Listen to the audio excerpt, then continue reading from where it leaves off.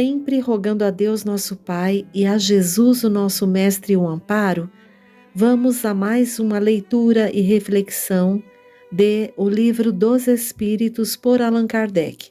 Estamos no livro 2º, capítulo 9, Intervenção dos Espíritos no Mundo Corpóreo. Item 3, Possessos. Pergunta 473 de Allan Kardec.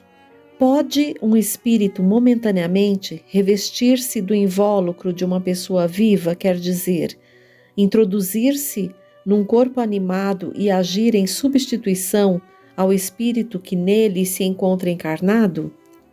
O espírito não entra num corpo como entra numa casa.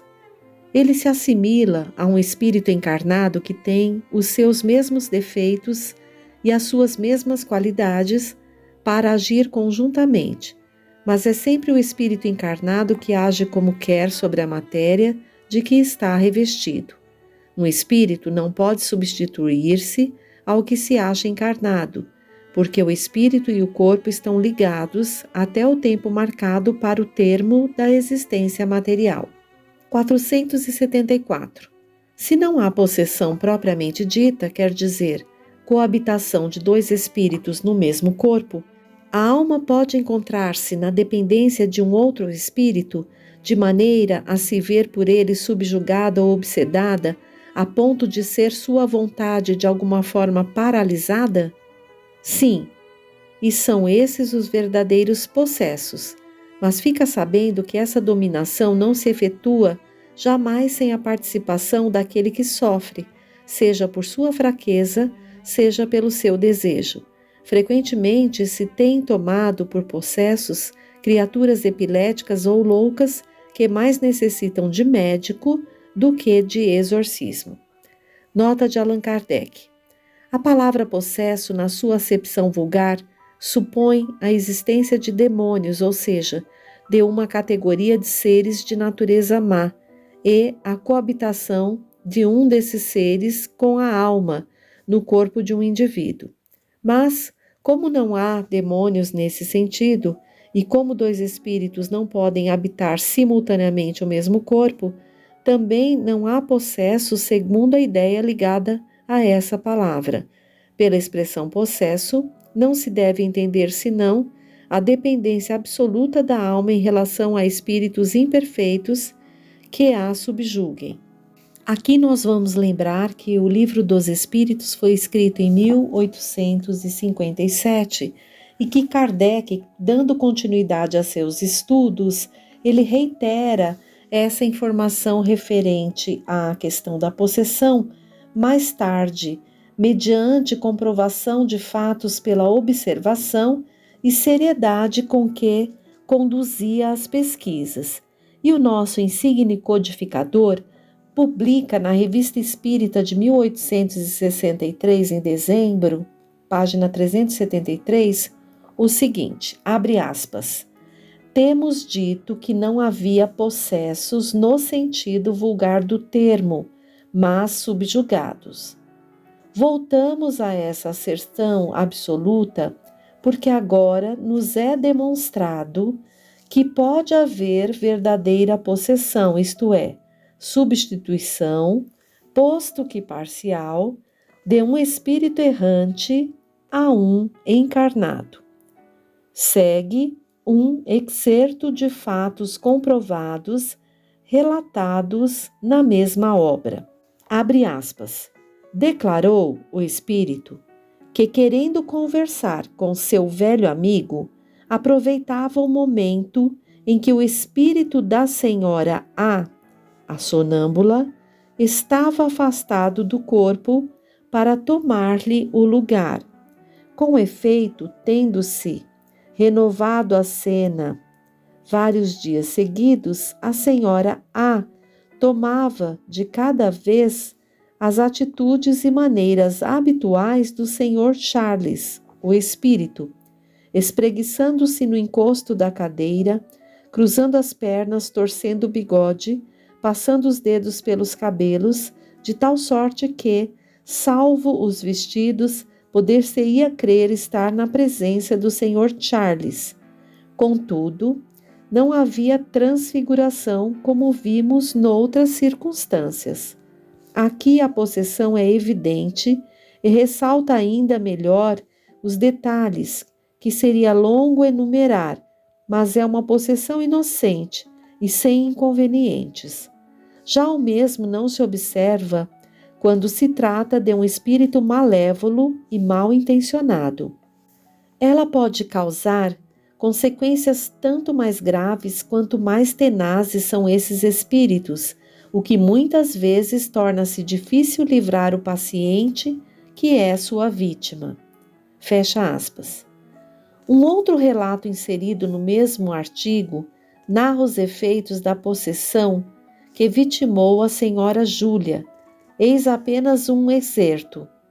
Abre aspas. Um dia, para se livrar de sua adversária, tomou de uma faca e vibrou contra si mesma, mas foi socorrida a tempo de evitar-se um acidente. Coisa não menos notável é que jamais tomou um dos presentes por Frededunga, o espírito possessor. A dualidade era sempre a mesma. Era contra si mesma que dirigia o seu furor, quando o espírito estava nela, e contra um ser invisível quando dela se havia desembaraçado. Para os outros, era suave e benevolente, mesmo nos momentos de maior exasperação. Fecha aspas. Essa mudança de opinião do mestre codificador reitera o empenho, a dedicação com que conduziu as pesquisas, sem ideias pré-concebidas, aceitando de boa mente a comprovação dos fatos e esclarecendo-os. Na Revista Espírita do ano seguinte, 1864, em janeiro, página 11, retoma o assunto num outro artigo sobre o mesmo caso, onde publica a continuação do estudo, bem como os meios eficazes para sua cura, seguindo de instruções dos espíritos codificadores.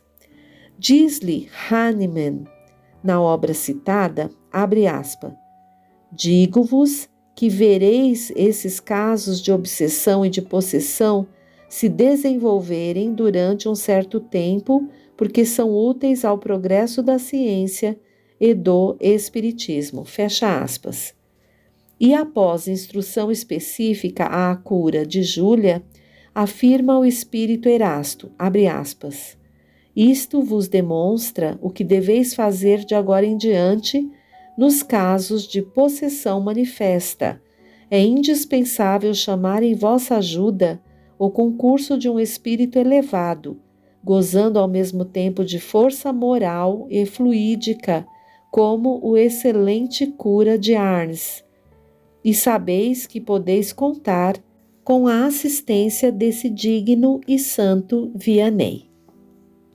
Após prolongadas pesquisas, Kardec publica em A Gênese, capítulo 14, item 47, 260, abre aspas, na possessão, em lugar de agir exteriormente, o espírito livre substitui, por assim dizer, o encarnado. Faz domicílio em seu corpo, sem que, todavia, este o deixe definitivamente, o que só pode ter lugar na morte. A possessão é assim, sempre temporária e intermitente, pois um espírito desencarnado não pode tomar definitivamente o lugar de um encarnado, dado que a união molecular do perispírito e do corpo não pode se operar senão no momento da concepção. O espírito em possessão momentânea do corpo, dele se serve como o faria com o seu próprio. Fala por sua boca, enxerga pelos seus olhos, age com seus braços, como teria feito se fosse vivo. Já não é mais como na mediunidade falante, na qual o espírito encarnado fala, transmitindo o pensamento de um espírito desencarnado. É este último mesmo que fala e que se agita, e, se o conhecêssemos quando vivo, reconheceríamos sua linguagem, sua voz, seus gestos e até a expressão de sua fisionomia. Fecha aspas. Então, voltamos aqui ao Livro dos Espíritos para dar continuidade ao tema. 475. Pode uma pessoa por si mesma afastar os maus espíritos e se libertar do seu domínio?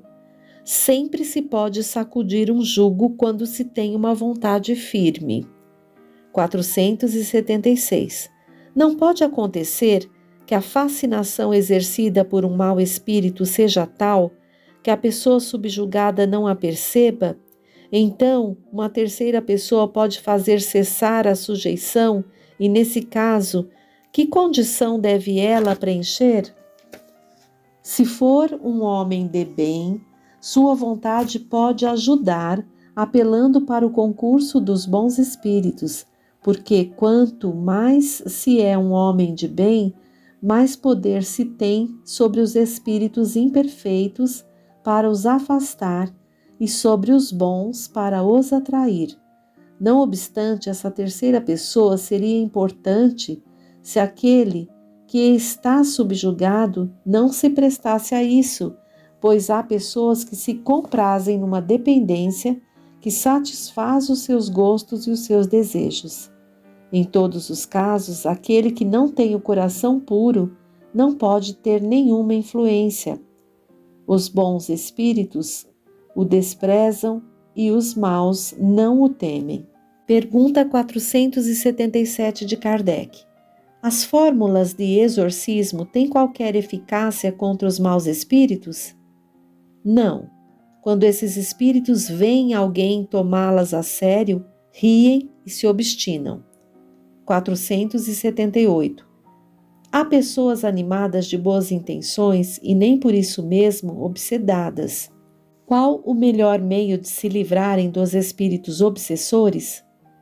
Cansar-lhes a paciência, não dar nenhuma atenção às suas sugestões, mostrar-lhes que perdem tempo. Então, quando eles veem que nada têm a fazer, se retiram. 479. A prece é um meio eficaz para curar a obsessão? A prece é um poderoso socorro para todos os casos, mas sabei que não é suficiente murmurar algumas palavras para obter o que se deseja. Deus assiste aos que agem e não aos que se limitam a pedir. Cumpre, portanto, que o obsedado faça de seu lado o que for necessário para destruir em si mesmo a causa que atrai os maus espíritos. 480. Que se deve pensar da expulsão do demônio de que se fala no Evangelho? Isso depende de interpretação. Se chamais demônio a um mau espírito que subjuga um indivíduo, quando a sua influência for destruída, ele será verdadeiramente expulso. Se atribuís uma doença ao demônio, quando a tiverdes curado, direis também que expulsastes o demônio. Uma coisa pode ser verdadeira ou falsa, segundo o sentido que se dera às palavras. As maiores verdades podem parecer absurdas quando não se olha senão para a forma e quando não se toma a alegoria pela realidade. Compreendei bem isto e procurai retê-lo, que é de aplicação geral. Então vejam que neste item 3 sobre possessos, quando Kardec codificou o Livro dos Espíritos, ele ainda não tinha realizado todos os estudos e veio depois, em A Gênese na Revista Espírita, reiterar o que ele havia falado, que não havia possesso no sentido de que um espírito toma o corpo da outra pessoa. Ele vem, corrige e diz que há situações em que o espírito toma, sim, o corpo da pessoa, age por ela, gesticula, fala tudo, sendo então reconhecido como uma verdadeira possessão, uma substituição, mas parcial, de um espírito errante a um encarnado. Não é total porque não há ali o desencarne, né? Então, Kardec reitera e nós aqui trazemos para o conhecimento de todos. Item 4, convulsionários, 481. Os espíritos desempenham algum papel nos fenômenos que se produzem entre os indivíduos chamados convulsionários? Sim, e muito grande, como também o magnetismo, que é a sua primeira fonte. Mas o charlatanismo tem frequentemente explorado e exagerado os seus efeitos, o que o pôs em ridículo. 481-A. De que natureza são, em geral, os espíritos que concorrem a essas espécies de fenômenos? Pouco elevados. Acreditais que espíritos superiores perdessem tempo com tais coisas? Pergunta 482 de Kardec. Como o estado anormal dos convulsionários e dos nervosos pode estender-se subitamente a toda uma população? Efeito simpático. As disposições morais se comunicam mais facilmente em certos casos. Não sois tão alheios aos efeitos magnéticos para não compreender esse fato e a parte que alguns espíritos devem nele tomar por simpatia pelos que os provocam. Nota de Allan Kardec. Entre as faculdades estranhas que se notam nos convulsionários, reconhecemos facilmente algumas de que o sonambulismo e o magnetismo oferecem numerosos exemplos. Tais são, entre outras, a insensibilidade física, a leitura do pensamento, a transmissão simpática de dores, etc. Não se pode duvidar que esses indivíduos em crise estejam numa espécie de estado sonambúlico desperto, provocado pela influência que exercem uns sobre os outros. Eles são, ao mesmo tempo, magnetizadores e magnetizados sem o saber.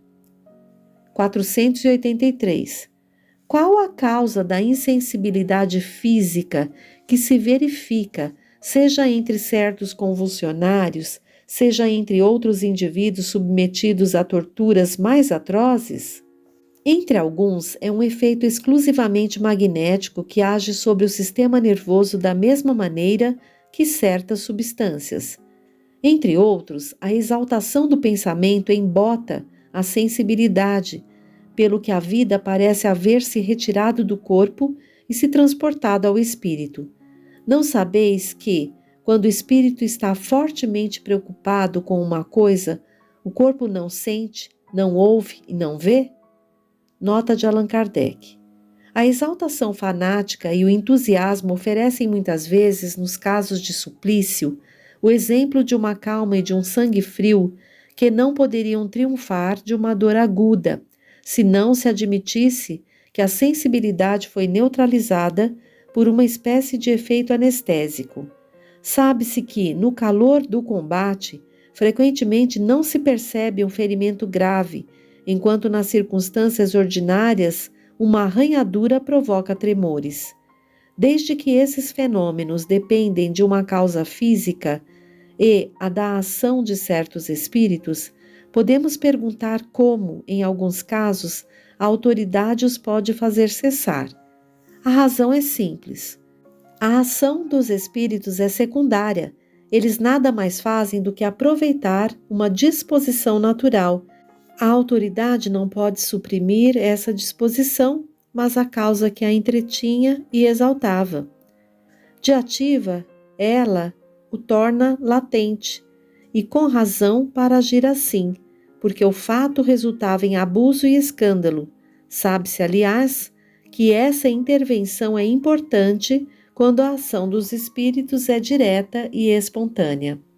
Esses convulsionários de que trata aqui Kardec nesse tema se refere a um grupo de religiosos franceses do século XVIII que se reuniam no cemitério de Saint-Médard, em Paris, e eram conhecidos por apresentar fenômenos anormais.